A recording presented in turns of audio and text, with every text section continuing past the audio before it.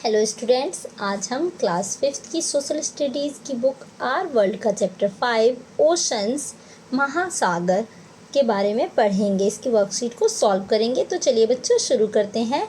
About 2/3 of the earth is covered by oceans.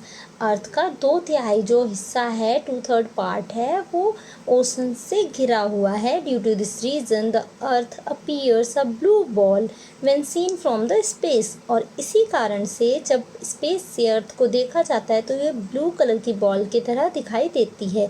The largest animal blue whale is also found in the oceans.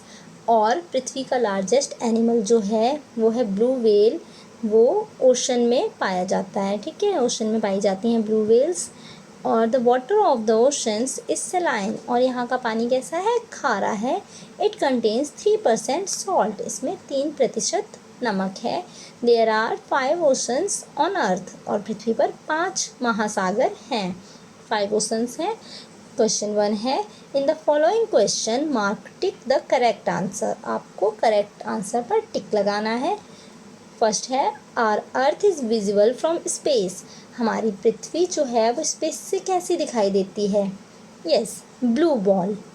Next है, which is the largest animal on the earth. Earth का largest animal कौन है? Blue whale. Blue whale जो होती है, whale मछली, वही earth का लार्जेस्ट एनिमल है। नेक्स्ट है, the percentage of salt in the oceans is. Oceans में कितने परसेंट पानी है? 3%। फोर्थ है, how many oceans are there on the earth. Earth पर कितने ओशंस हैं? 5 ओशंस हैं बच्चों। क्वेश्चन 2 है बच्चों, the river Yamuna flows in Delhi but it's black filthy foaming water is slowly killing all those animals that have been living there for a long period of time।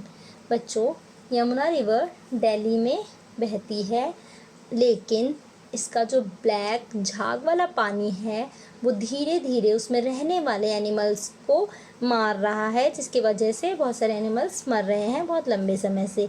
अब आगे है, फर्स्ट क्वेश्चन है, how you can stop pollution in rivers, think and write. आप rivers का pollution किस तरीके से रोक सकते हैं? सोचो और लिखो। Following are the measures to protect rivers from pollution. यहाँ पर कुछ तरीके सुझाए गए हैं जिनसे पॉल्यूशन को रोका जा सकता है। वी शुड नॉट थ्रो सोपी वाटर इन रिवर्स। हमें रिवर्स में जो सोपी वाटर होता है, झाग वाला पानी जो होता है, उसे नहीं फेंकना चाहिए। And chemicals from factories should not be thrown in rivers. और केमिकल्स का जो फैक्ट्रीज़ के जो केमिकल्स होते हैं वो भी इसमें नहीं डाले जाने चाहिए। And do not throw garbage in reverse.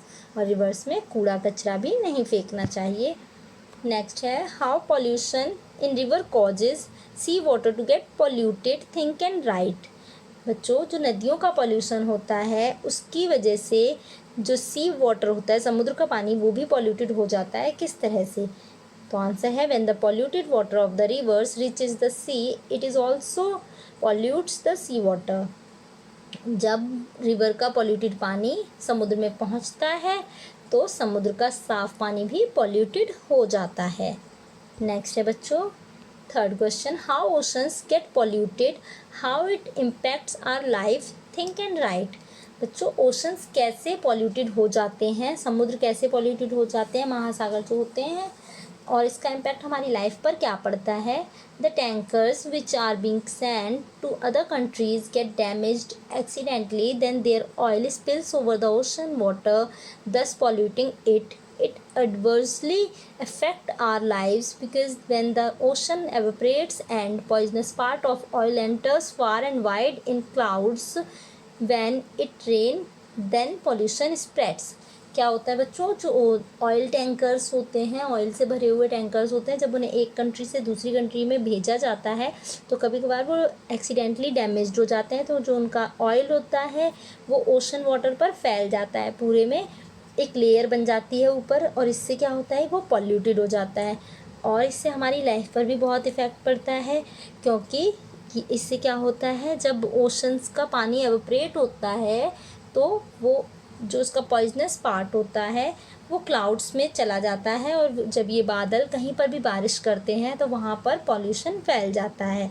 ठीक है बच्चों, और इसमें और भी चीज़ें थी जो आपने चैप्टर में भी पढ़ी थी, जैसे इससे फिशेस भी मर जाती हैं और बर्ड्स के विंग्स भी चिपक जाते हैं, जिसकी वजह से वो भी मर जाती हैं। और इसकी वजह से जैसे अगर फिशेस मर जाएंगी तो उनका ट्रेड करना भी मुश्किल हो जाता है। फिर जो फिशेस के ट्रेड्स पर ही निर्भर हैं जो लोग, उनके जो दैनिक जीवनचर्या है ना, उसे चलाने में भी उन्हें मुश्किल होती है।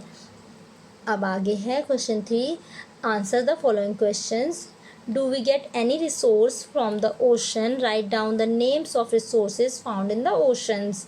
आपको मतलब कौन कौन से रिसोर्सेज ओशंस से मिलते हैं उनके नाम लिखने हैं। Yes, we get many resources from the oceans, जैसे सॉल्ट, पेट्रोलियम, न्यूट्रिशंस।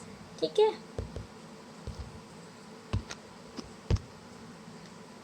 नेक्स्ट है, what is the important source of energy and fuel in modern time, in which ocean of India this source of fuel is situated. Modern time का जो energy और fuel है, source of energy क्या है, वो petroleum है। ठीक है, petroleum is an important source of energy and fuel in modern time. और इंडिया का जो ये सोर्स ऑफ फ्यूल है कहाँ पर स्थित है, India's largest oil field is in Arabian sea, और ये अरब सागर अरेबियन सी में स्थित है।